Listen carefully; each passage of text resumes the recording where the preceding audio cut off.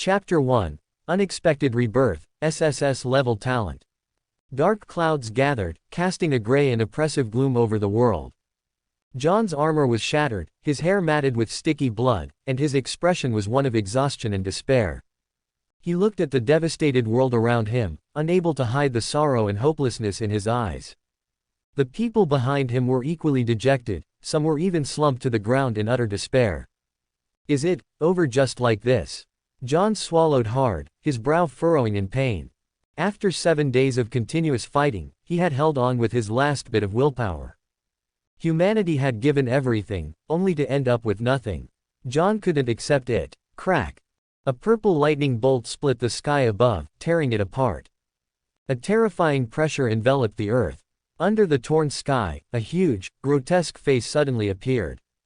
The oppressive pressure made it hard to breathe. The few people looked at the giant face, feeling a deep sense of helplessness. Gods. John, what do we do?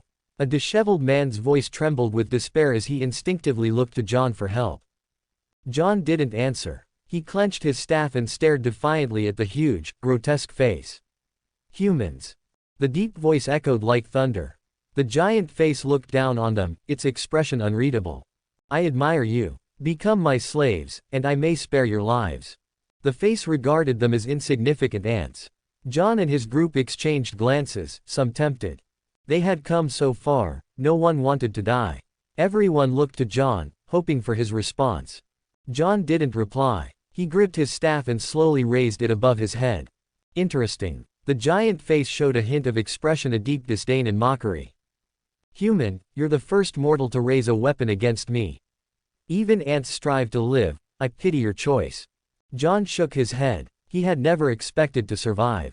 I can't kill you, but I only need to prove one thing.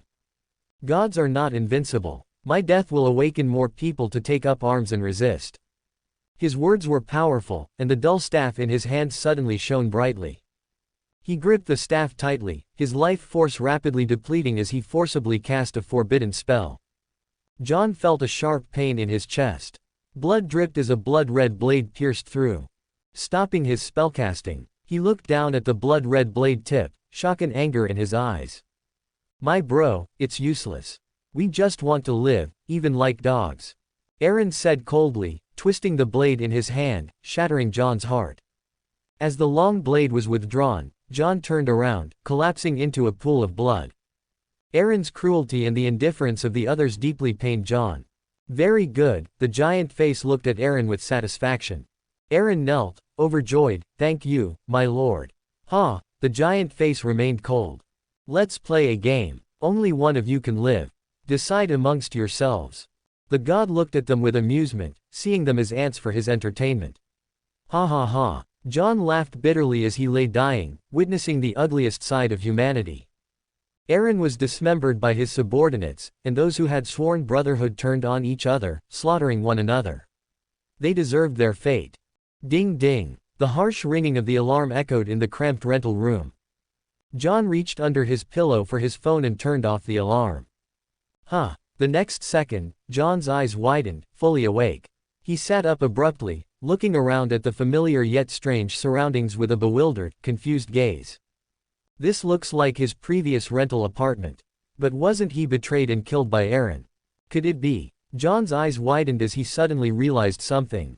He hurriedly picked up the phone.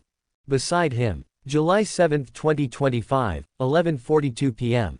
Gulp. John swallowed hard, unable to hide his ecstatic joy.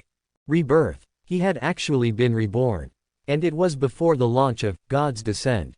When God's Descent was released, it became a global sensation.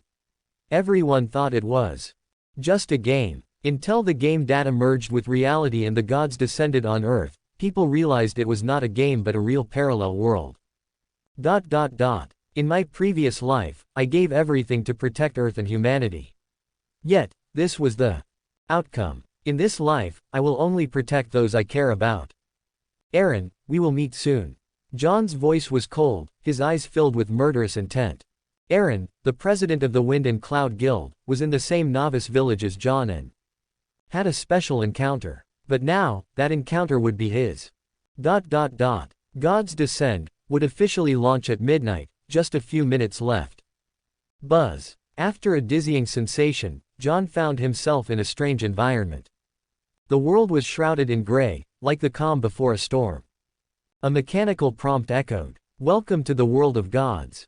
Scanning your identity information. Identity confirmed, please enter your ID." Godslayer. John had already decided on his ID, what he didn't complete in his past life, he would achieve.